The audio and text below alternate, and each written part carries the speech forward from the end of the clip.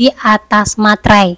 Nah, ini surat pernyataan tidak sah dan tidak akan berlaku di pinjol. Kenapa seperti itu? Assalamualaikum warahmatullahi wabarakatuh. Apa kabar teman-teman semuanya? Semoga semua dalam keadaan sehat walafiat ya. Ketemu lagi kita di channel saya, channel Desi Sutriani. Semoga makin kuat mental, makin menambah wawasan, makin menambah ilmu pengetahuan buat orang-orang yang galbay tentunya ya. Oke teman-teman, kali ini saya akan membahas tentang sudah galbay, sudah reset HP, sudah amankan ini itu, tapi malah melakukan hal-hal fatal ini lagi. Nah, seperti apa hal-hal yang harus kalian hindari? Kita akan bahas secara tuntas. Tapi saya harapkan kalian semuanya sudah subscribe channel ini agar channel ini terus berkembang dan dapat memberikan informasi terbaik buat kalian yang galbay. Oke teman-teman, ini dia buat kalian.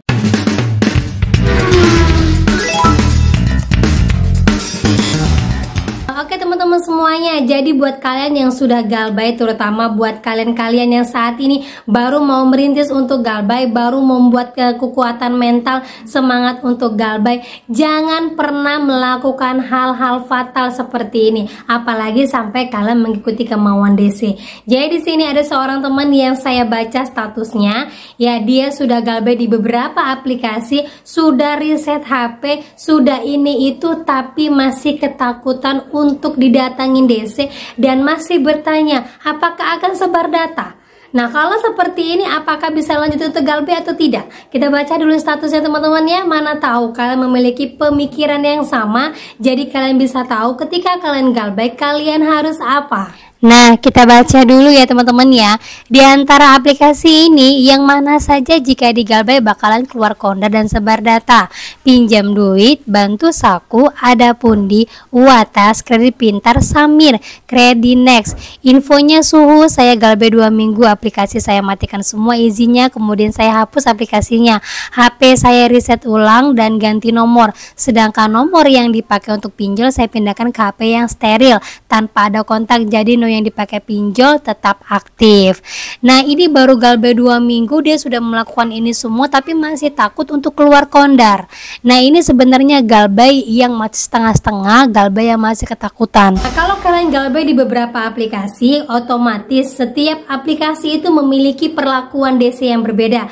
Ada yang hanya spam lewat email saja, ada yang spam telepon-telepon saja, ada yang spam WA saja. Setiap pinjol itu pasti berbeda-beda, apalagi yang galbay sampai ratusan juta di beberapa aplikasi karena menggunakan jasa joki seperti ibu yang ada di Semarang ini.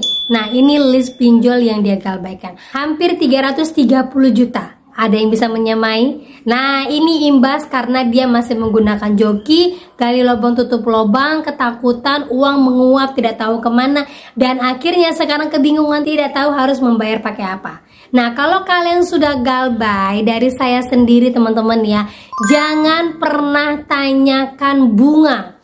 Karena kalau sudah galbay otomatis bunga akan berjalan. Karena kalau sudah galbay otomatis apapun yang terjadi pada sistem perpinjolan itu pasti akan terus berputar dan pasti akan berjalan. Karena itu sistem, sudah ada pengaturannya. Jadi kalau niat galbay jangan lihat-lihat bunga.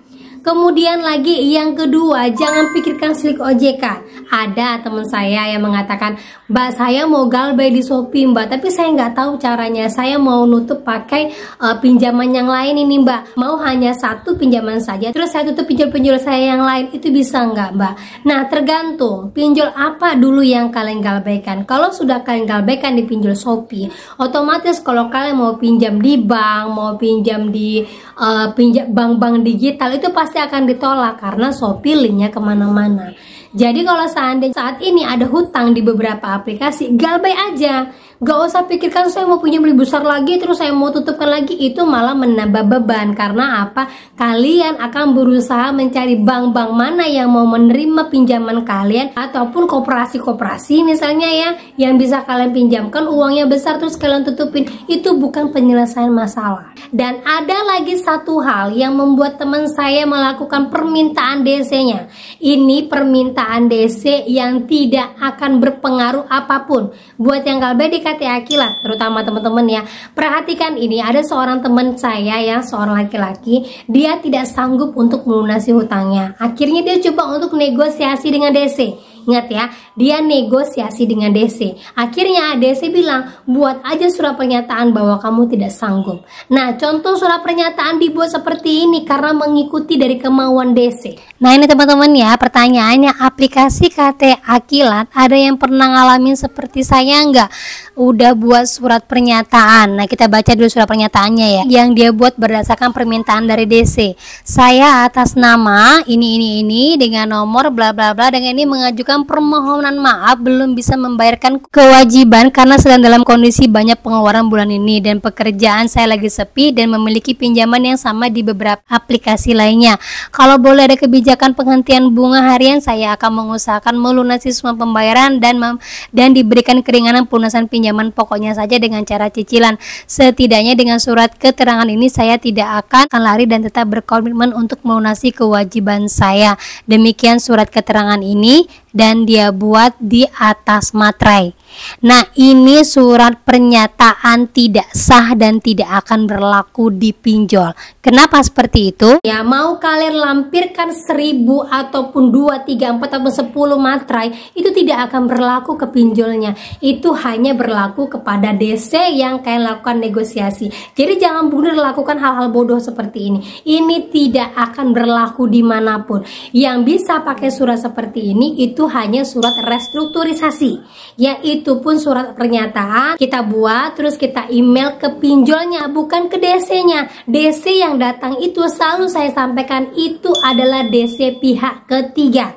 Kalau teman-teman berlokasi di daerah Jakarta, biasanya di antara 1 atau 2 bulan DC yang datang itu adalah DC internal, masih DC dari pinjolnya. Tetapi sudah 90 hari ke depan itu yang datang adalah pihak ketiga. Jadi kalau kalian dapatkan WA akan dialihkan data kepada pihak ketiga, akan dilempar data kepada pihak lapangan. Nah, jadi masalah teman-teman ya, karena apa sifatnya DC masih sama. Yang datang pihak ketiga belum tentu DC-DC yang kompeten ataupun DC-DC yang punya sertifikat khusus untuk SPPI. Ya, jadi buat teman-teman semuanya, kalau kalian sudah galbay, saran dari saya jangan pernah lakukan permintaan apapun dari DC.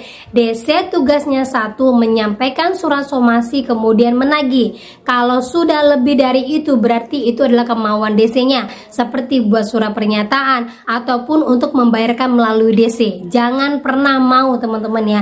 Dan seperti contoh kasus teman saya yang di depan tadi yang sudah galbay di beberapa aplikasi, Nope yang lama dikasih ke HP jadul tapi masih memikirkan galbay, saran dari saya lebih baik nggak usah galbay. Karena apa? Ketika nanti DC datang melalui mana saja arah ya, misalnya dia mau dari email, mau dari spam WA, dia nyari lewat get contact, terus lewat BPJS juga alamat kalian ketahuan, yang ada kalian makin ketakutan, makin bingung, terus yang ada nanti ujung-ujungnya kalian melakukan hal-hal yang tidak diinginkan. Salah satu contohnya bundir.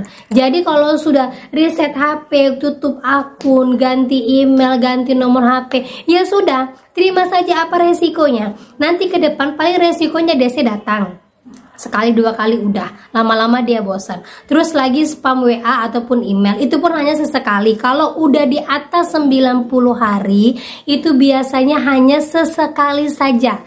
Ingat, kalau sudah galbay pasti resikonya tetap akan ditagih. Bulan ini tidak ditagih, 3 bulan ke depan ditagih. Jangan bingung, jangan ketakutan. Biarkan saja, oh yang toh saya juga galbay kok, toh saya juga belum bayar, jadi wajar dia menagih. Udah gituin aja. Jangan langsung dipikirkan, jangan langsung dibingungkan.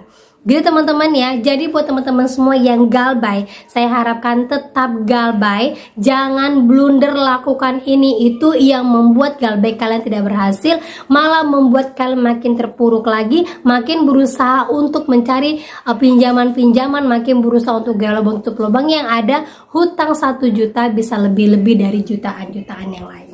Gitu teman-teman ya. Oke, semoga informasi ini menjadi wawasan lagi buat kalian semuanya. Jangan lakukan hal-hal bodoh yang tidak penting. Jangan lakukan hal-hal yang tidak pantas kalian lakukan. Status kalian galbay, tetap galbay. Perbaiki ekonomi kalian, hidup lebih baik lagi, kerjalah sebaik-baik mungkin, dan perbaiki ekonomi kalian. Gitu teman-teman ya. Oke, itu dia yang bisa saya sampaikan buat kalian. Semoga menjadi informasi terbaik, mood booster buat kalian semuanya. Akhir kata saya ucapkan Assalamualaikum warahmatullahi wabarakatuh.